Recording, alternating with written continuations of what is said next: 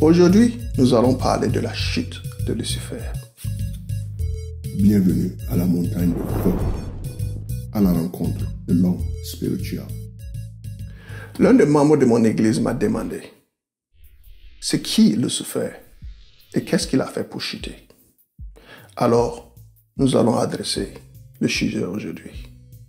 Il est dit dans la Bible, dans Ézéchiel, chapitre 28, versets 11 à 14. La parole de l'Éternel me fut adressée en ces mots. Fils de l'homme, prononce une complainte sur le roi de Tyr. Tu lui diras, ainsi parle le Seigneur, l'Éternel. Tu mettais le sceau à la perfection. Tu étais plein de sagesse, parfait en beauté. Tu étais en Éden, le jardin de Dieu.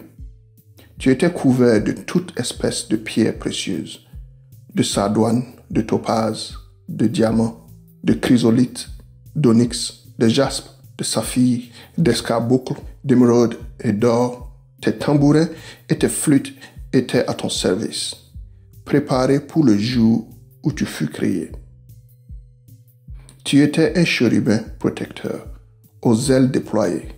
Je t'avais placé et tu étais sur la sainte montagne de Dieu. Tu marchais au milieu des pierres éclatantes. Dans ce passage, le prophète parle tantôt d'une entité spirituelle, qui est le diable, et tantôt d'une entité physique, qui est le royaume de Tyr. Car le roi de Tyr, en tant que tel, est le diable, et l'entité physique est le royaume de Tyr. Et comme adresser un roi revient à adresser son royaume, cela ne fait pas de différence. Et nous voyons que le diable, avant qu'il ne soit le diable, était dans le jardin de Dieu. Il était plein de gloire et il était décoré de pierres précieuses. Et nous pouvons aussi lire que ce qu'il a fait pour chuter est mentionné dans Ésaïe, chapitre 14, versets 12 à 14.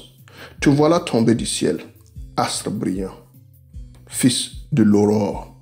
Tu es abattu à terre, toi, le vainqueur des nations. Tu disais en ton cœur, je monterai au ciel. J'élèverai mon trône au-dessus des étoiles de Dieu.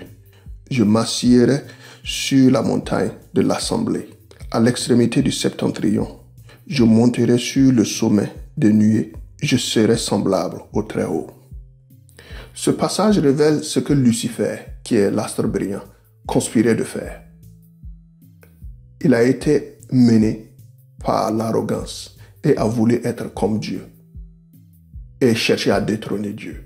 Et par conséquence, il a été précipité du ciel et est devenu le diable. Et nous voyons que bien qu'il était au ciel, il n'a pas pu surmonter le mal par le bien. Sur terre, nous pensons que le diable est tout ce qu'il y a à faire face. Alors que, bien qu'il était au paradis, bien qu'il était au ciel, il n'a pas pu dominer le mal. Cela dit, le mal est au-dessus du diable. Et la Bible nous dit, dans Romains chapitre 12, verset 21, « Ne te laisse pas vaincre par le mal, mais surmonte le mal par le bien. »